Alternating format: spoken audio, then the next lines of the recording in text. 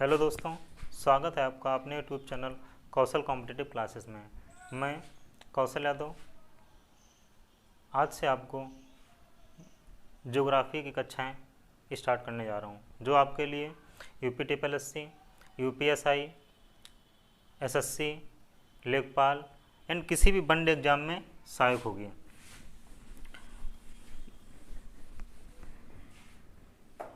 देखिए दोस्तों,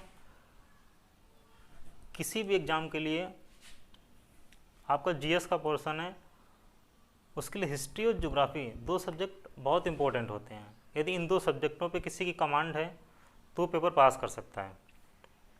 इसलिए दोस्तों, जीएस के लिए ये दो सब्जेक्ट हमेशा से तैयार करके रखिएगा। तो चलिए स्टार्ट करते हैं। आज हम लोग पढ़ेंगे भूगोल। हम लोग स्टार्ट करेंगे भारतीय भूगोल। तो स्टार्ट करते हैं। भारतीय भूगोल में स्टार्ट करेंगे भारत का परिचय। भारत का परिचय। भारत का परिचय में सबसे पहले हम देखेंगे भारत की स्थिति।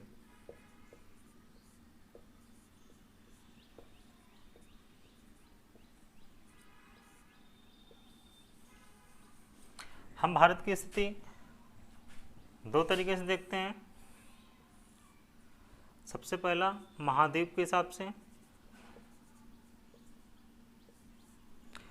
दूसरा ग्लोब के हिसाब से। तो भारत एशिया महाद्वीप में स्थित है। यह एशिया महाद्वीप के दक्षिण में स्थित है। इसे दक्षिण एशियाई देश कहते हैं। दक्षिण एशियाई देशों में 8 देश शामिल हैं, जिन्हें दक्षेस के नाम से जानते हैं या सार्क के नाम से जानते हैं। दक्षेस दक्षिण एशियाई क्षेत्रीय सहयोग संगठन। इसमें जो 8 देश शामिल हैं वो आपके हैं मालदीव, भूटान, बांग्लादेश, श्रीलंका, पाकिस्तान, अफ़गानिस्तान, इंडिया और नेपाल। तो चलिए दोस्तों, पहले महाद्वीप के हिसाब से देख लेते हैं। भारत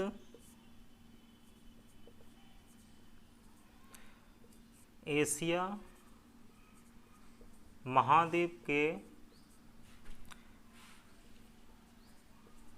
दक्षिण में स्थित है।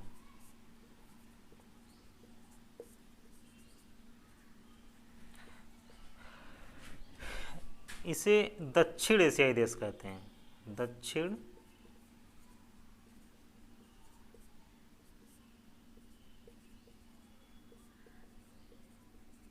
इसे दक्षिण एशियाई देश कहते हैं। इसमें 7 देश शामिल हैं। दक्षिण एशियाई देश में 7 देश शामिल हैं, जिसे दक्षेस के नाम से जानते हैं।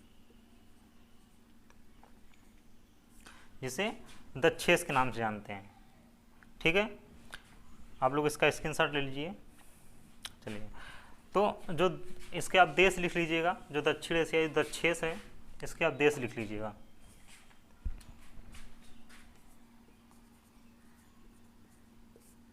या इसी को कहते हैं सार्क। दक्षिण एशियाई क्षेत्रीय सहयोग संगठन।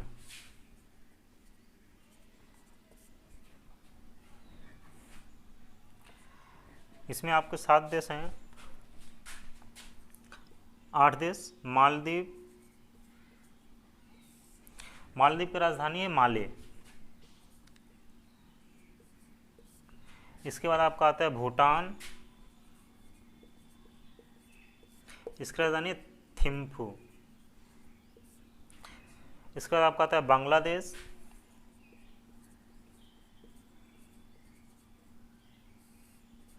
बांग्लादेश की राजधानी है ढाका। बांग्लादेश के बाद आपका आता है श्रीलंका। इसकी राजधानी है श्री जयवर्धनेपुरम। श्री जयवर्धनेपुरम, श्री जयवर्धनेपुर। श्रीलंका के बाद आपका आता है पाकिस्तान।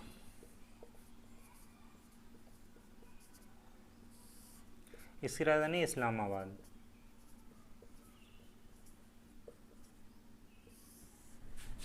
इसके बाद आपका आता है अफगानिस्तान।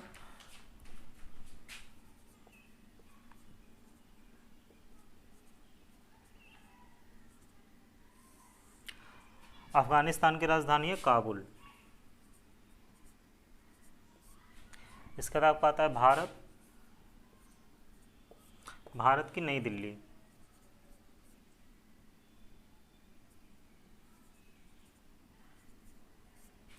इसके बाद आपका आता है नेपाल।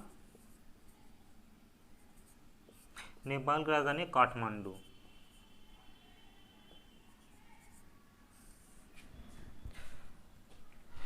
आप लोग इसका स्क्रीनशॉट ले लीजिए फटाफट।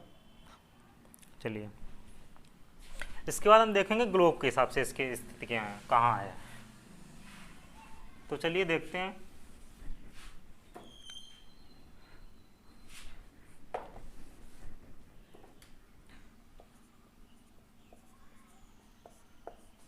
ग्लोब के हिसाब से देखिए,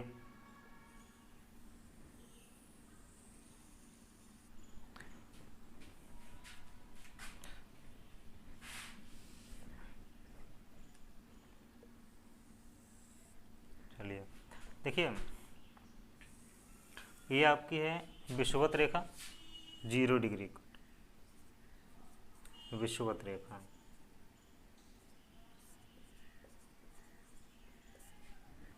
आपके यहाँ पे मकर रेखा,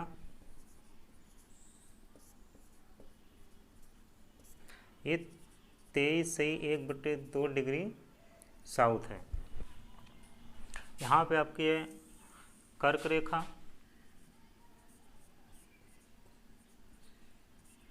ये आपकी 23 डिग्री नॉर्थ है। अब देखिए आप, ये आपका उत्तरी गोलार्ध है।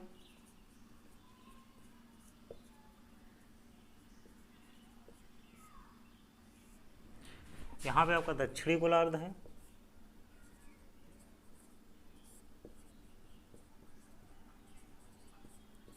भारत जो कर्क रेखा है भारत के बीचों बीच से होकर गुजरती है, और भारत ग्लोब में उत्तरी गोलार्ध में स्थित है।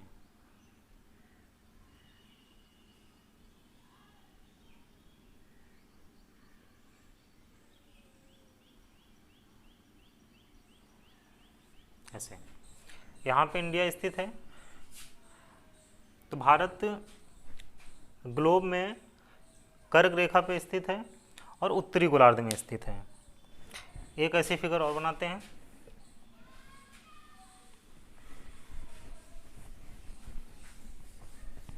ये आप लोगों को भारत की स्थिति बता रहे हैं।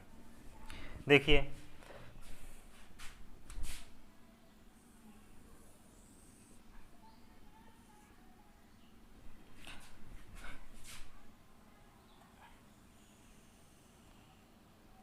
ये आपकी देशांतर रेखा है।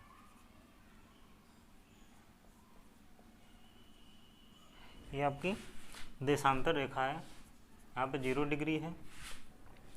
ये आपका पश्चिमी गोलार्ध है।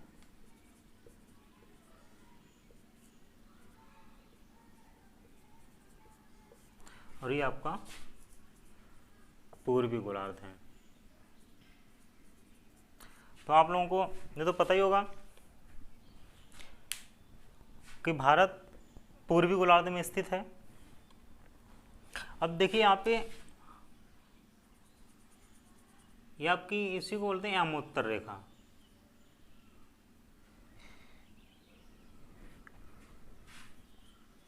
प्रधान यामोत्तर रेखा।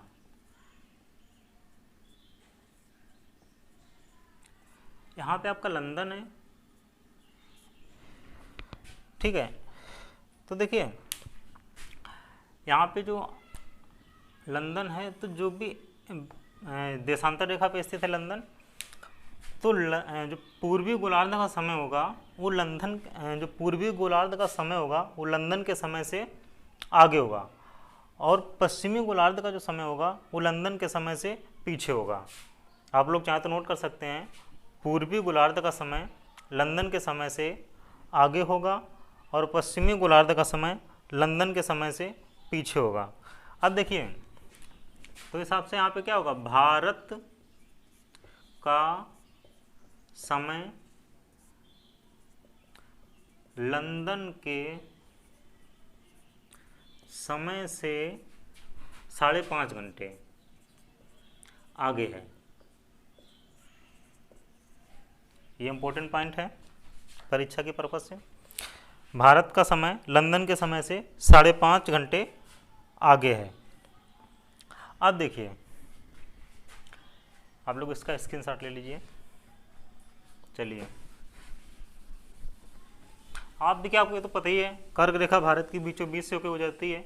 तो कर्क रेखा भारत के बीचों बीच, कर्क रेखा 8 राज्यों से होकर गुजरती है। वो राज्य कौन कौन से हैं, लिख लीजिए।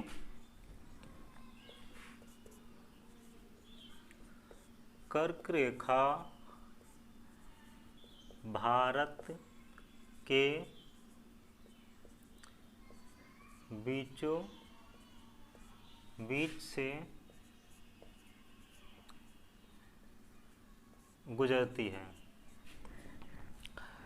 भारत के 8 राज्यों से, भारत के 8 राज्यों से होकर गुजरती है। नंबर 1 गुजरात, राजस्थान, मध्य प्रदेश,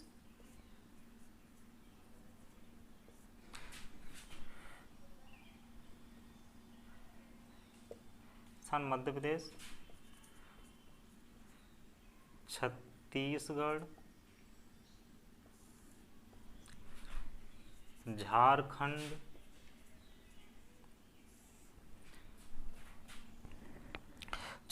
झारखंड, पश्चिम बंगाल, उसके बाद मिजोरम और त्रिपुरा। 8 राज्यों से होकर गुजरती है। देखिए, कर्क रेखा की जो सर्वाधिक लंबाई है वो आपका मध्य प्रदेश राज्य में है। कर्क रेखा की सर्वाधिक लंबाई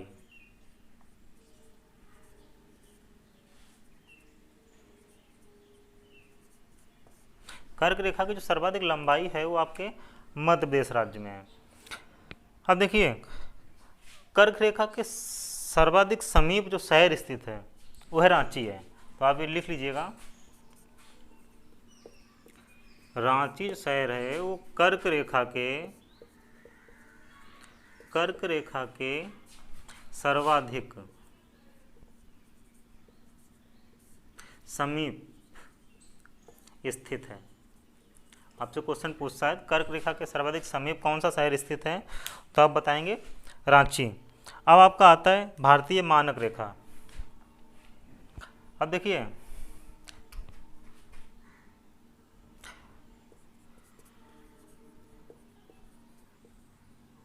भारतीय मानक रेखा का मान 82.1/2 डिग्री है। 82.1/2 डिग्री ईस्ट में है।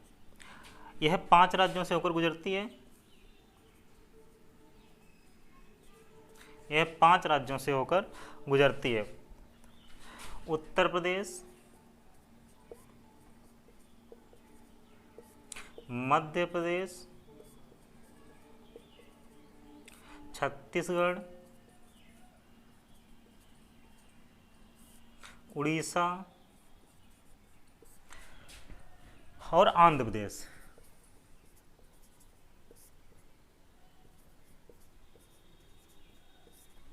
आंध्र प्रदेश। उत्तर प्रदेश के नैनी मिर्जापुर से गुजरती है, नैनी मिर्जापुर से गुजरती है। चलिए इसका स्क्रीनशॉट ले लीजिए। अब देखिए मानक रेखा और कर्क रेखा ये एक दूसरे को छत्तीसगढ़ राज्य में विभाजित करती हैं। ये पॉइंट भी ऐड कर लीजिएगा। मानक रेखा और कर्क रेखा एक दूसरे को मानक रेखा और कर्क रेखा एक दूसरे को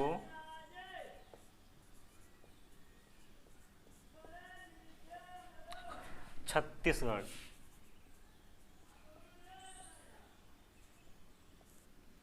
में विभाजित करती हैं।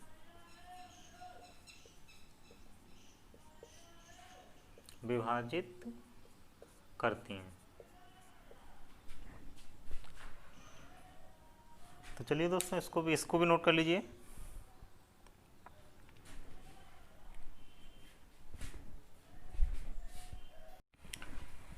तो चलिए दोस्तों अब देखते हैं कि इंडिया है, इंडिया ग्लोब में स्थित है। तो ग्लोब में कोई रेखा इसके यहाँ से भी गुजर रही होगी, कोई रेखा इसके यहाँ से भी आ रही होगी, और कोई रेखा इसके यहाँ से भी आ रही होगी, और कोई रेखा इसके यहाँ से भी आ रही होगी। तो देखते हैं इसके पास से क्या क्या गुजरता है। देखिए एक रेखा इसके जो यहाँ से गुजरती है ये ऐसे है, ठीक है। ये जो गुजरती है ये 37 डिग्री 6 मिनट नॉर्थ है, ठीक है। 37 डिग्री 6 मिनट नॉर्थ है। जो यहाँ से ये गुजर रही है ये 8 डिग्री 4 मिनट नॉर्थ है। आप लोग चीज़ यहाँ पे सोचेंगे यहाँ भी नॉर्थ है, यहाँ भी नॉर्थ है, तो ऐसा कैसे हो सकता है। तो हम जो ये भारत की स्थिति देख रहे हैं वो ग्लोब के हिसाब से देख रहे हैं। भारत उत्तरी महाद्वीप में उसमें ग्लोब में उत्तर में स्थित है, नॉर्थ में स्थित है, तो इसलिए यहाँ भी नॉर्थ होगा और यहाँ भी नॉर्थ, क्योंकि इसकी स्थिति हम ग्लोब के हिसाब से देख रहे हैं। अब इसका एक कोई पॉइंट यहाँ भी है,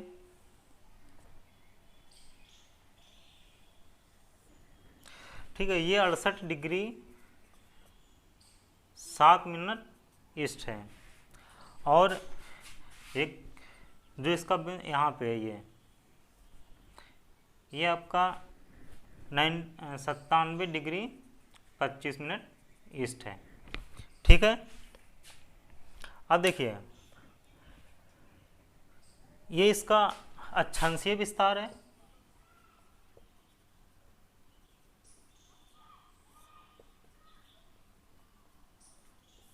और ये इसका देशांतरी विस्तार है,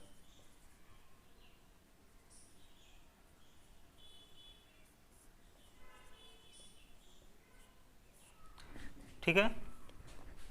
अब देखिए इसका जो ये स्थानीय है इसको बोलते हैं इंदिरा पॉइंट, इसको बोलते हैं इंदिरा पॉइंट। ये इंडिया का सबसे उत्तरी बिंदु है, ये इंडिया का सबसे उत्तरी बिंदु है। यहाँ पे आपका कन्याकुमारी है तमिलनाडु में, ठीक है। तो कन्याकुमारी सबसे उत्तरी बिंदु हो गया है।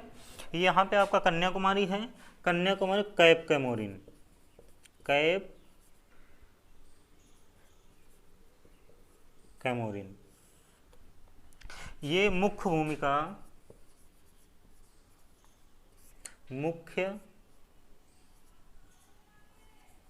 भूमिका दक्षिणतम बिंदु है।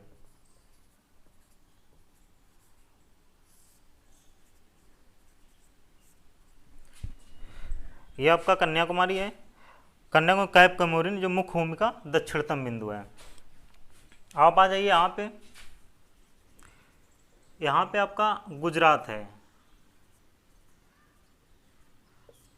गुजरात में गौर माता या सरग्रीक, गौर माता या सरग्रीक, यह इंडिया का सबसे पश्चिमी बिंदु है। यह इंडिया का सबसे पश्चिमी स्थान है या पश्चिमी बिंदु है। आपका एक यहाँ पे है, यह आपका अरुणाचल प्रदेश में है।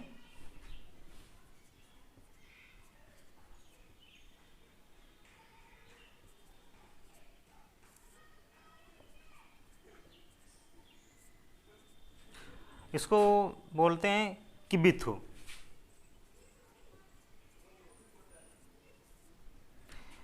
ये आपका भारत का सबसे पूर्वी स्थान है। भारत का सबसे, ये भारत का सबसे पूर्वी स्थान है। अब देखिए, ये आपका द्वीप समूह है यहाँ पे, ठीक है, यहाँ पे आपके द्वीप समूह हैं। तो जो ये है आपका, ये ग्रेट निकोबार है। यहाँ पे आपका ग्रेट निकोबार है, ठीक है, यहाँ पे आपका ग्रेट निकोबार है। तो ग्रेट निकोबार में एक स्थित है इंदिरा पॉइंट।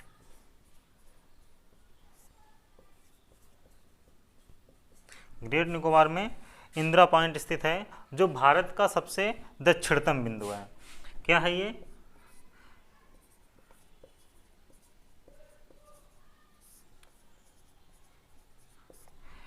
ये आपका द्वीप समूह है, ठीक है। इस द्वीप समूह में सबसे नीचे ग्रेट निकोबार स्थित है। ग्रेट निकोबार में इंदिरा पॉइंट है, जो भारत का सबसे दक्षिणतम बिंदु है। भारत के सबसे उत्तर में उत्तरतम बिंदु या उत्तम स्थान इंदिरा पॉइंट है। सबसे दक्षिणतम स्थान तमिलनाडु कन्याकुमारी में कैप कैमोरिन है, जो मुख्य भूमि का सबसे दक्षिणतम बिंदु है। आपके सबसे पश्चिमतम बिंदु गौर माता सरग्रीक है, जो गुजरात में है। आपका सबसे पूर्वी स्थान किबिथु है, जो अरुणाचल प्रदेश में है। तो आप लोग इसका चाहें तो स्क्रीनशॉट ले सकते हैं। चलिए,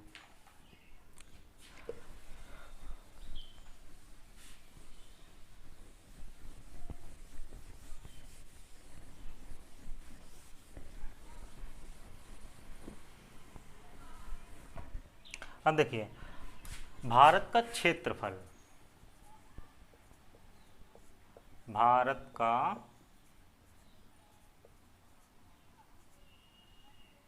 क्षेत्रफल, भारत का क्षेत्रफल है 32.8 लाख वर्ग किलोमीटर, ठीक है। इसका विश्व का प्रतिशत,